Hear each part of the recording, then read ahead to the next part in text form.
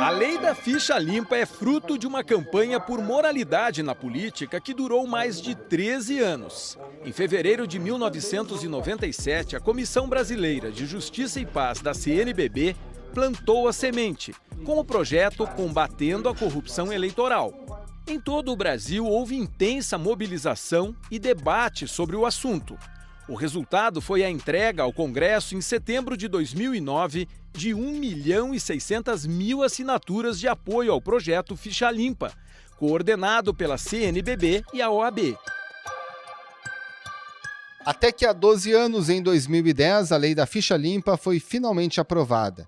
A nova legislação tirou das urnas milhares de políticos que buscavam um mandato, mesmo condenados por tribunais colegiados ou cassados. Mas sempre quando tem eleição, muitos deles, alguns velhos conhecidos do noticiário político e também no policial, resolvem aparecer e testar os limites da lei. O PTB lançou ontem a candidatura de Roberto Jefferson à presidência da República. Ele não compareceu à convenção porque está em prisão domiciliar por determinação do Supremo Tribunal Federal, com tornozeleira eletrônica. Mas Roberto Jefferson não está sozinho. José Roberto Arruda, Eduardo Cunha, Wilson Witzel, Daniel Silveira, Antony Garotinho e tantos outros seguem pelo mesmo caminho. A lei não impede a eles o direito de registrar candidaturas. Não só isso. Enquanto brigarem na justiça, poderão fazer campanha e usar o dinheiro público que abastece o fundo eleitoral. Muitas vezes, amparados em decisões provisórias da justiça. Uma decisão do Superior Tribunal de Justiça restabeleceu os direitos políticos do ex-governador do Distrito Federal, José Roberto Arruda, do PL. O presidente do STJ, ministro Humberto Martins, suspendeu os efeitos de 2 condenações do ex-governador do Distrito Federal por improbidade administrativa no escândalo conhecido como Caixa de Pandora, ou Mensalão do DEM de Brasília. Decisões que mais tarde são revistas, como essa que beneficiou o ex-governador Arruda e que já foi derrubada. Afinal, quais são as alegações dos fichas sujas para tentar voltar à cena política? Quais são as suas chances reais de driblar a lei? E quais seriam as alternativas para dificultar o registro dessas candidaturas? Esses são os temas do Ao Ponto desta quinta-feira. Eu sou o Roberto Maltic e nesse episódio converso com o repórter Eduardo Gonçalves, da sucursal de Brasília, e com um ex-juiz e um dos idealizadores da lei da ficha limpa, o advogado Marlon Reis. Fique com a gente.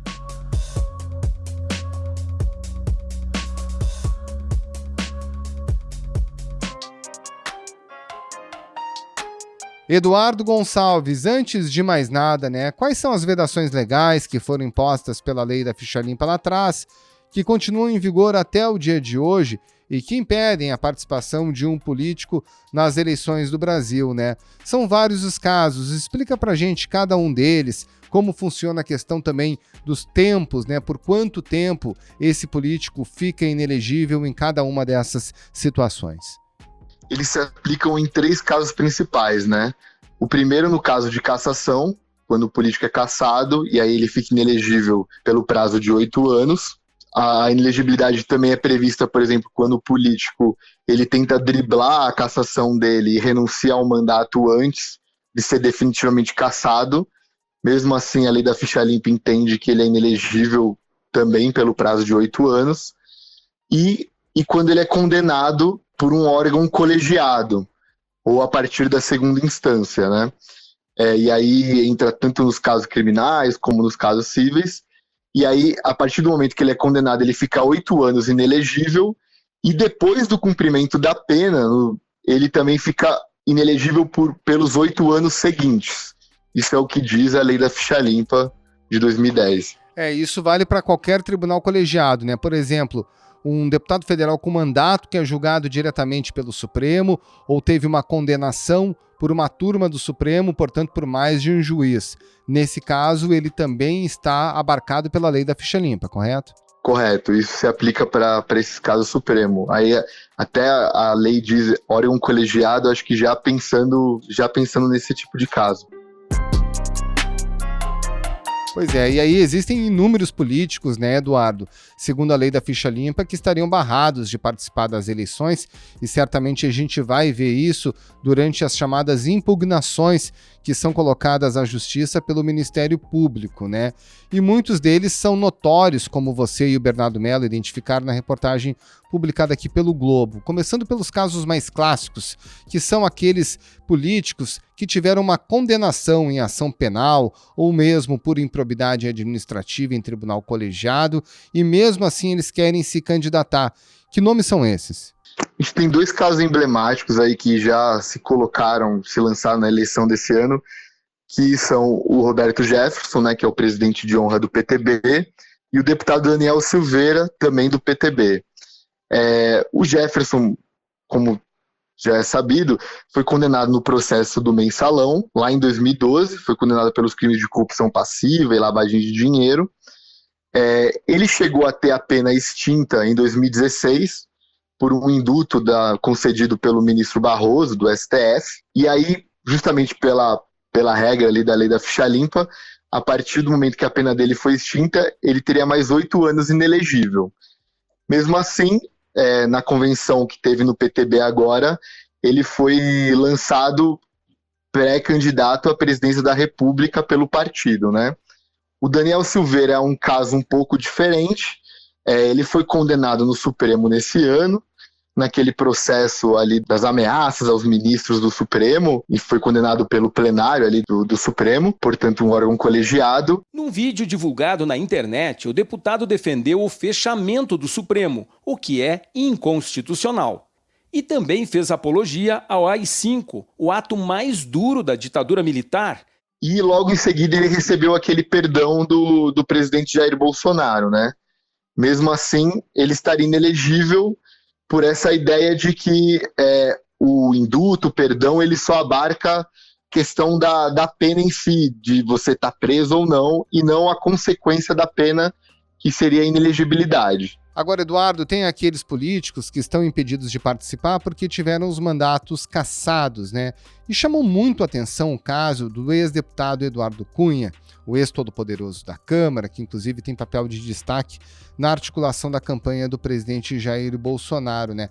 Pelo que se percebe, teve um desembargador que entrou no mérito do ato jurídico perfeito, que foi justamente a cassação do Eduardo Cunha, para dar uma decisão de permissão, pelo menos provisória, para que ele participe das eleições. O que esse juiz alegou para permitir que o Eduardo Cunha esteja participando da disputa de outubro? A decisão foi do desembargador Carlos Brandão no TRF1. Ela foi dada em caráter provisório no mês passado, e aí fez com que o Eduardo Cunha tivesse os direitos políticos dele devolvidos. O que aconteceu foi o seguinte: o ex-presidente da Câmara entrou com uma ação na justiça questionando ali a legalidade do processo de cassação dele, decidido ali pelo plenário da Câmara dos Deputados. Ele alegou que teve alguns vícios no processo, que a ampla defesa dele não foi respeitada, e o desembargador considerou essas questões e atendeu a esse pedido, suspendendo os efeitos da cassação, né, que seria a inelegibilidade dele. Vale lembrar que a decisão da Câmara de cassar o Eduardo Cunha foi tomada por 450 votos a favor, apenas 10 contrários e 9 abstenções. O resultado está sendo anunciado neste momento pelo presidente da Câmara, Rodrigo Maia. A cassação de Eduardo Cunha foi aprovada por 450 votos. De qualquer forma, a decisão foi tomada em caráter aí de liminar, e o Ministério Público até recorreu nessa semana para reverter isso, e aí agora o colegiado ali do TRF1 deve decidir se mantém ou não os efeitos da cassação do Eduardo Cunha. Agora, Edu, em meio a tudo isso, tem um julgamento super importante que já está rolando no Supremo Tribunal Federal sobre a aplicação da nova lei da improbidade administrativa, né? E essa é uma decisão que tem sido aguardada com muita expectativa pelos políticos. Como essa decisão pode influenciar as eleições desse ano? Elas podem influenciar bastante, principalmente alguns figurões aí da política nacional, que estão bastante de olho nesse julgamento, que começou nessa semana. Primeiro, explicar o que ela pode mudar, né? O que o Supremo está se reunindo para decidir é se essa nova lei de improbidade administrativa, que entrou em vigor no ano passado, pode valer para casos anteriores, ou seja, pode ter ali um efeito retroativo para casos passados. E aí a gente tem 2 políticos aí que estão super interessados em candidatar, vão tentar uma vaga na Câmara dos Deputados. Um é o ex-governador do Distrito Federal, o José Roberto Arruda, e o outro é o ex-governador do Rio de Janeiro, o Antony Garotinho. Os 2 têm ali pendência na Justiça por improbidade e poderiam ser beneficiados justamente por essa retroatividade dessa nova lei. Até cheguei a conversar com o advogado do Arruda ontem, a gente trocou mensagens, e ele disse que estava esperando ali, estava aguardando o resultado do julgamento do STF para saber como proceder ali, para conseguir garantir essa elegibilidade do cliente dele, né? Para o ex-governador José Roberto Arruda interessa ainda mais porque ele teve uma decisão favorável ali no meio do plantão judiciário do presidente do STJ para conseguir concorrer.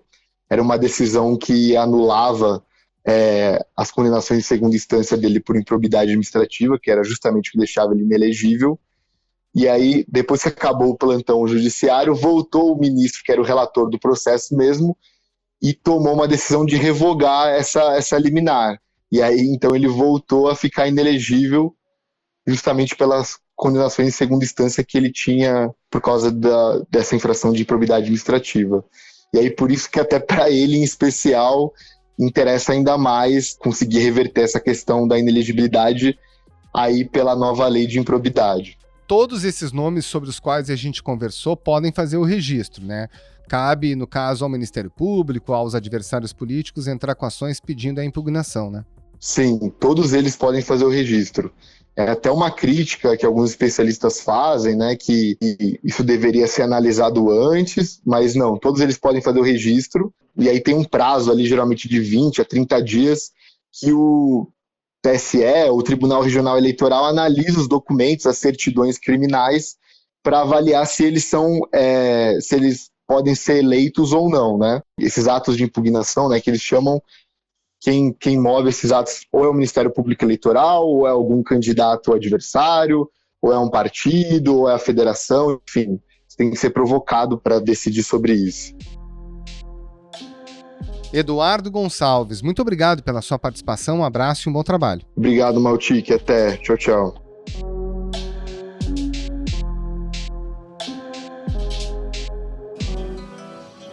Dr. Marlon Reis, considerando a letra da lei da ficha limpa, tal como ela está colocada hoje, existe alguma plausibilidade para que esses candidatos condenados por órgãos colegiados, ou que tiveram o mandato cassado, ou que renunciaram, para participar das eleições desse ano, colocar o nome na urna? Olha, não há a menor possibilidade. O que acontece é que nós vemos algumas interpretações fantasiosas, tentando encontrar soluções para pessoas que estão irremediavelmente inelegíveis, pelo menos para essas eleições.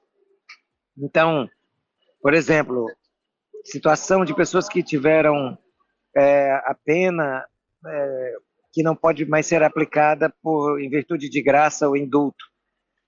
Então, essa situação ela não inibe a inelegibilidade, apenas impediu a manutenção da privação da liberdade.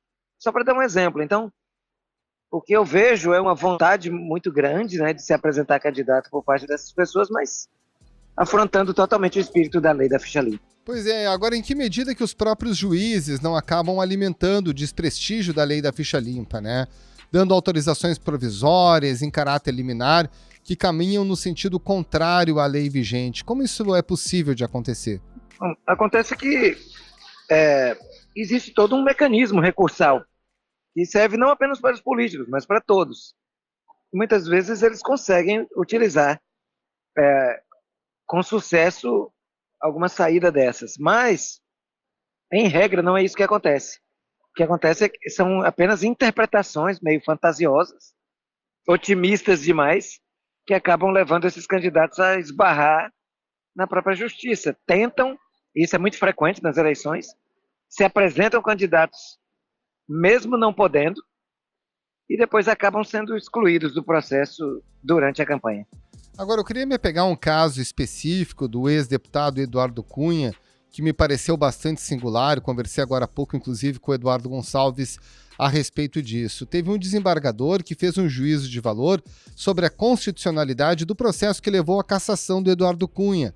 Aí a cassação, ela está garantida, ele não vai retomar o mandato. Aliás, foram mais de 400 votos, foi uma ampla maioria favorável à cassação dele. E mesmo assim o juiz se ateve a aspectos anteriores à cassação, por exemplo, a alegação do não exercício do amplo direito de defesa nesse processo, para dar uma decisão provisória. Até que ponto isso é justificável do ponto de vista jurídico? Olha, eu entendo que eu vejo com muitas reservas essa decisão, com respeito, mas com reservas. E o desembargador está dizendo que teve irregularidade no procedimento que levou à cassação de Eduardo Cunha, além de dizer que o processo pode ter dificultado a produção de provas pró-Cunha, né, de forma que essas informações podem ter influenciado a decisão final contra Eduardo Cunha. Eu creio que não caberia ao Poder Judiciário jamais revolver o mérito de uma matéria que já está preclusa, porque o mandato concluído, não há mais o que discutir.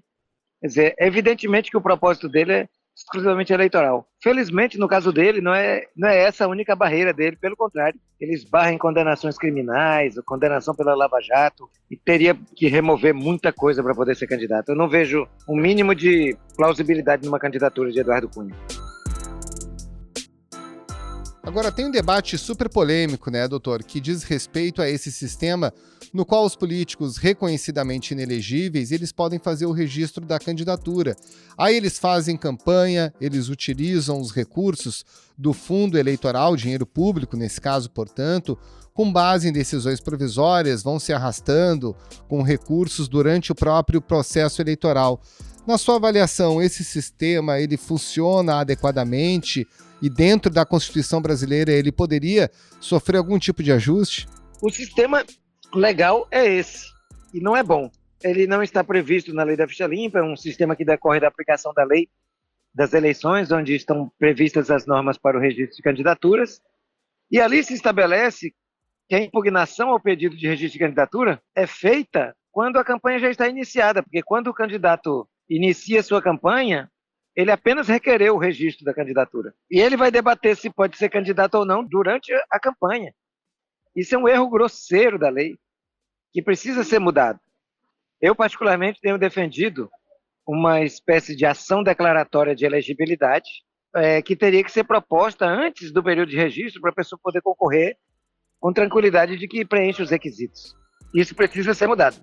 Pois é, como fica o eleitor nesse caso? Não confunde a cabeça do eleitor perceber que tem um candidato ou uma candidata que tem número, que tem nome, que tem rosto, ele se apresenta e aí, de repente, aquele voto não é possível. Isso é bastante confuso, né? É muito confuso e o sistema precisa mudar. Isso pode se mudar para as próximas eleições, mas nesta, o eleitor vai ser confundido por um monte de candidatos que se apresentam aí sem a mínima condição de chegar a um mandato, mas que vão lá, vão usar dinheiro público, é terrível. Agora, se a gente chegar nas eleições de outubro, né, e perceber que os candidatos juridicamente ficha suja, de acordo com a letra da lei, conseguirem de fato novos mandatos, a lei da ficha limpa, ela fica ferida de morte? Ela ficaria muito ferida, mas eu não acredito. Os movimentos que eu tenho visto aí são inviáveis. O que acontece é uma sanha incrível pelo poder que faz com que pessoas evidentemente inelegíveis queiram a todo custo se apresentar como candidatos. O PMB, Partido da Mulher Brasileira, lançou hoje a candidatura de Wilson Witzel ao governo do estado. Witzel, de 54 anos, foi governador do Rio entre janeiro de 2019 e agosto de 2020, quando foi afastado por corrupção. No ano passado, sofreu impeachment e, segundo o Tribunal de Justiça, desde então, Witzel está inelegível pelo prazo de 5 anos e não pode exercer qualquer função pública. Agora, eu queria dizer o seguinte, eu tenho defendido, já falei isso em mais de um ambiente, que a sociedade precisa se organizar e mover ações contra os candidatos inelegíveis que tiverem gasto recursos públicos para que eles sejam obrigados a devolver cada centavo gasto aos cofres públicos com seus recursos pessoais. O senhor acredita que isso pode prosperar? A justiça estaria pronta a dar esse tipo de decisão? Porque seria uma inovação, né? Existem precedentes. Existem alguns prefeitos que foram condenados por compra de votos, que foram condenados a bancar o custo necessário para a realização de novas eleições. Então isso pode ser um precedente importante para esse tipo de situação. Não é exatamente a mesma matéria, mas dialoga muito e eu particularmente digo que haverá questionamento judicial sobre isso. Quem se lança candidato aí contra a legem, né? Falar um bom português aí, contra a lei, tem que pagar por isso. Devolver todo o dinheiro que gastou indevidamente. Doutor Marlon Reis, o senhor é um dos propositores, um dos criadores, formuladores da lei da ficha limpa. O que o senhor conseguiu perceber de avanço é muito grande, né? Na verdade, o avanço que houve desde a sanção dessa nova lei até os dias de hoje, né? O primeiro avanço diz respeito ao próprio debate em si, sobre a vida pregressa, sobre o passado, a biografia dos candidatos. Isso não estava em debate até nós levantarmos essa bola, vou usar essa gíria aqui, lá pelo final dos anos 2000, né? Quando nós estávamos ali por volta de 2007, nós começamos a debater esse projeto. Então a gente foi para as ruas levar esse debate. Então, antes era muito tolerado tudo isso, né? Pessoas lançavam todo tipo de candidato e se achava normal do jogo político. Depois disso, isso passou a ser objeto de um grande debate nacional e nós nos orgulhamos de ter protagonizado isso, nós que compomos o movimento de combate à corrupção eleitoral. Quanto às demais vantagens, do ponto de vista jurídico, quem atua na área eleitoral sabe o quanto mudou. Simplesmente ninguém ficava inelegível antes. Ninguém, praticamente ninguém ficava fora. E agora é um grande número, um grande rosário de candidatos que todo ano tenta e não consegue, bate na parede, acaba tendo que substituir depois por outra pessoa porque não pode participar. Além disso, um único item da lei da ficha limpa, nunca mais existiram casos de políticos renunciando ao mandato para escapar de punições, como por que o Eduardo Cunha não renunciou depois de ser descoberto o dinheiro dele na Suíça e tal? Porque a lei da ficha limpa declara inelegíveis aqueles que renunciarem aos mandatos para escapar das cassações. Então antes era comum usar essa estratégia. É por isso que não existe mais. Houve um estancamento disso nos últimos 10 anos, dessa prática que era corriqueira. Então é só um dos muitos atributos aí da lei da ficha limpa. A gente percebe, né, doutor, que muita gente parou inclusive de tentar buscar um mandato eletivo. Agora, eles estão tentando dar uma forma de buscar manter poder, algum tipo de poder, por subterfúgios, né? Por exemplo, fazendo com que seus familiares sejam candidatos, né? Sim, isso se tornou frequente, né? Eu tenho certeza que aqueles que nos ouvem lembrarão de algum caso de substituição do candidato pela esposa, pelo filho, pela filha. Então, eles não fazem isso porque querem, fazem porque estão inelegíveis e acabam colocando alguém da família ou alguém muito próximo. Bom, não se pode barrar isso, porque também não se pode tirar a elegibilidade de alguém por ser parente de alguém que está inelegível, né? O objetivo da lei não é esse. Quem tem que fazer o juízo de valor, né, é o eleitor e verificar se deve ou não votar nessas pessoas aí. Para além dessa questão do sistema de registro de candidaturas, o senhor entende que existe ainda alguma inovação importante a ser feita para aperfeiçoar esse sistema que faz a limpeza do processo dos candidatos? Eu acho que nós temos que manter a lei blindada. Até hoje ela sobreviveu a todas as tentativas de alteração, inclusive mais recentemente no Supremo, um partido político queria que fosse declarada a inconstitucionalidade de parte da lei da ficha limpa. Felizmente não conseguiram. Eu mesmo estava pessoalmente lá na sessão acompanhando, advogando contra isso. 10 ministros votaram na sessão de hoje. O placar final ficou em 6-4 para manter a lei da ficha limpa como sempre foi. Isso significa que depois do cumprimento da pena por crime cometido, seja essa pena de quanto tempo for, a inelegibilidade, ou seja, a proibição de concorrer às eleições, ainda vai durar mais 8 anos. E eu não quero que mexam muito na história da lei da ficha limpa, porque Quando a gente fala assim, vamos aprimorar em algum ponto, eles podem querer aproveitar a oportunidade para colocar jabutis lá dentro, né? Mudanças inadequadas dentro. Então, eu diria que o que eu defendo é blindar a lei da ficha limpa, não mexer com ela, aplicar cada vez melhor e aperfeiçoar o regime de registro de candidatura. Que sempre haverá ataque contra a lei da ficha limpa, e isso o senhor não tem a menor dúvida, né? Não tem a menor dúvida. É uma lei que só não foi alterada e comprometida porque ela é blindada pela opinião pública. Por isso é que eu defendo que a gente nem mexa, porque se tentar mexer, o parlamento já deu mostra de que é capaz de tentar alterar para pior, fazer emendas lá e tentar alterar para pior. Então é melhor deixa a lei quieta. O que nós temos que fazer é só aplicá-la e aplicá-la bem, cada vez melhor. Dr. Marlon Reis, muito obrigado pela sua participação, um abraço e um bom trabalho. Muito obrigado, um abraço igualmente, viu?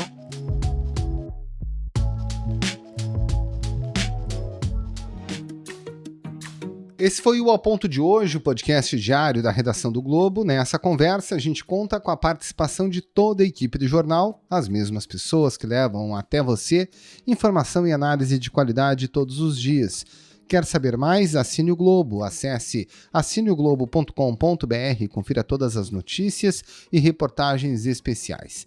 Nesse episódio, além dos áudios da TV Globo, a gente utilizou áudios da CNN Brasil. A produção é do João Vitor Costa e a edição do Luan Oliveira. Tchau!